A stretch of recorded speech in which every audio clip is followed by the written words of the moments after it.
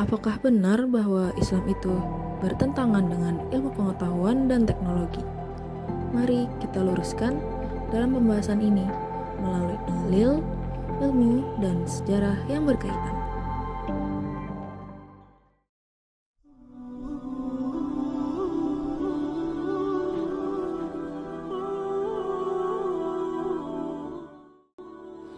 Tahukah kamu bahwa wahyu pertama yang diterima oleh Nabi Muhammad bukanlah perintah sholat ataupun perintah puasa, yaitu melainkan perintah belajar.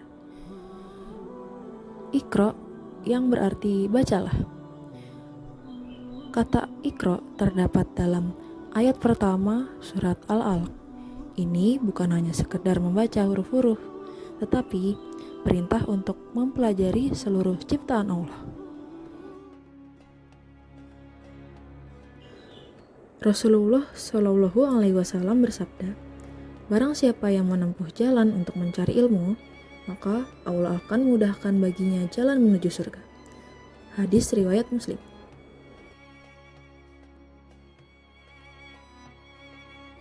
Al-Quran berperan sebagai pedoman hidup yang menyeluruh, mencakup aspek dunia dan juga akhirat. Kemajuan sains dan teknologi berfungsi sebagai alat untuk meningkatkan kesejahteraan supaya kehidupan manusia di dunia ini menjadi lebih baik.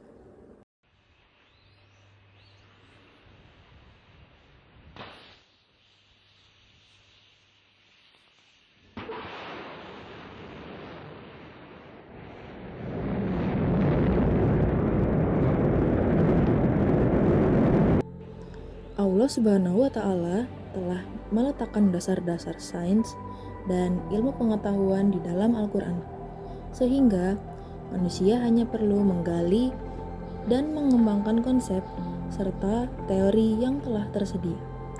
Salah satunya tertuang di dalam Quran Surat Ar-Rahman ayat 33 yang berbunyi, "Hai jamaah jin dan manusia, jika kamu sanggup menembus atau melintasi penjuru langit dan bumi, maka lintasilah.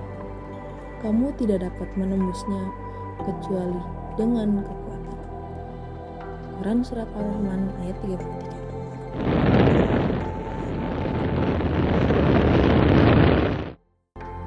Ayat tersebut pada 14 abad yang lalu telah memberikan petunjuk ilmiah kepada bangsa jin dan manusia bahwa mereka diizinkan dan juga didorong untuk menjelajahi ruang angkasa dengan syarat memiliki kemampuan dan juga kekuatan.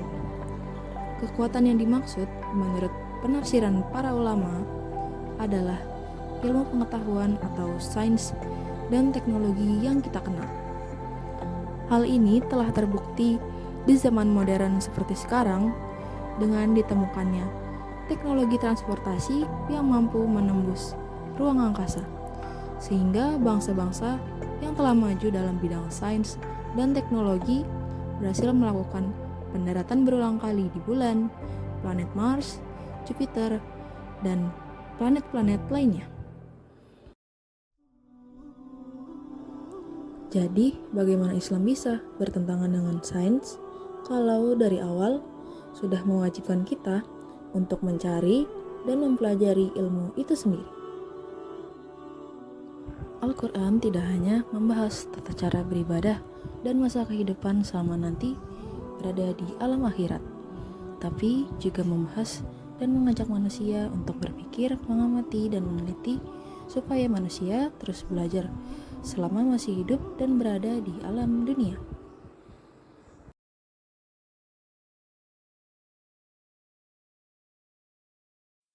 Lalu selanjutnya terdapat tokoh ilmuwan muslim yang menjadi pelopor dalam sains. Yang pertama yaitu Al-Jazari, merupakan seorang ilmuwan dan insinyur muslim yang terkenal atas kontribusinya dalam bidang mekanika, robotik, dan cybernetika.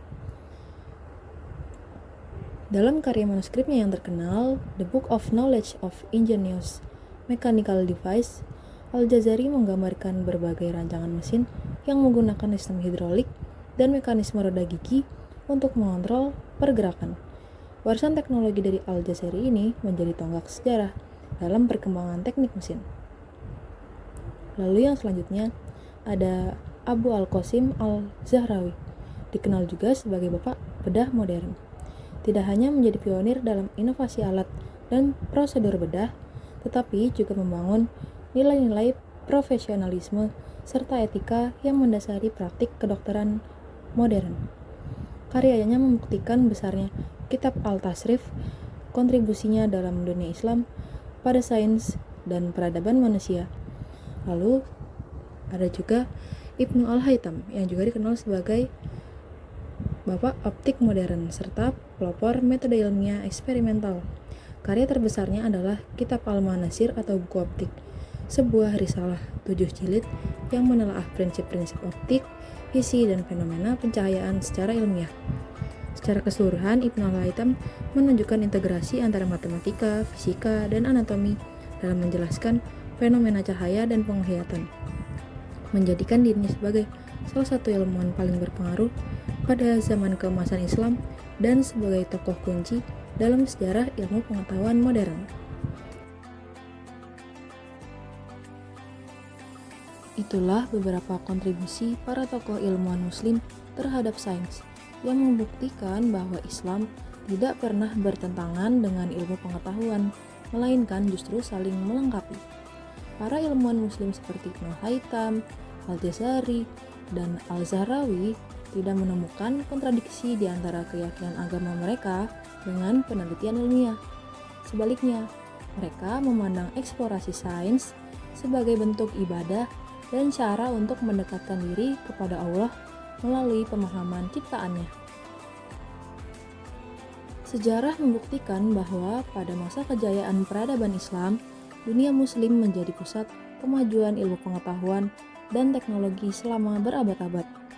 Karya-karya mereka menjadi fondasi bagi perkembangan sains modern di Eropa dan di dunia. Hal ini menunjukkan bahwa ketika nilai-nilai Islam dipahami dengan benar, ia tidak hanya sejalan dengan sains, tetapi juga memberikan motivasi spiritual yang mendorong pencarian kebenaran ilmiah.